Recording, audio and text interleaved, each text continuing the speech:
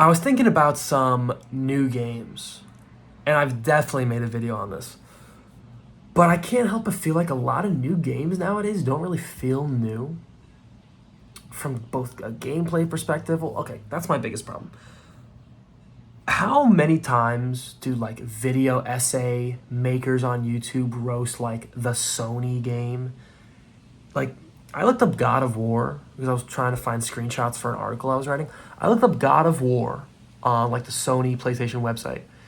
And of course, the God of War games came up, but then like The Last of Us came up, and like Ghost of Tsushima came up, and Spider Man came up, and it's like it kind of horrifies me that we're in a world where like Spider Man takes influence from God of War in terms of like gameplay and I guess story design.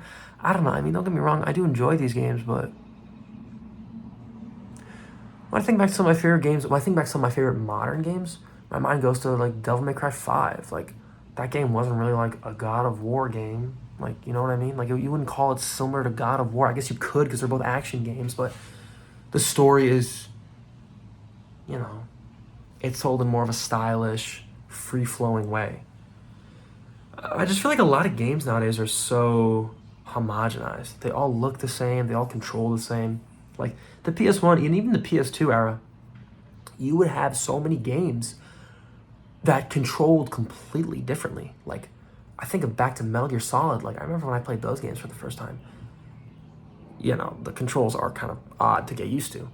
But what games control like Metal Gear? None. None, really.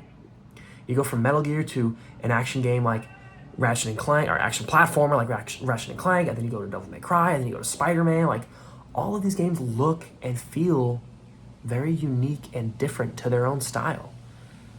And I feel like that's gone away because developers need to be safe when they make games because it costs so much money and so much time now. And it's a crying shame. It is a crying shame. How would you fix it?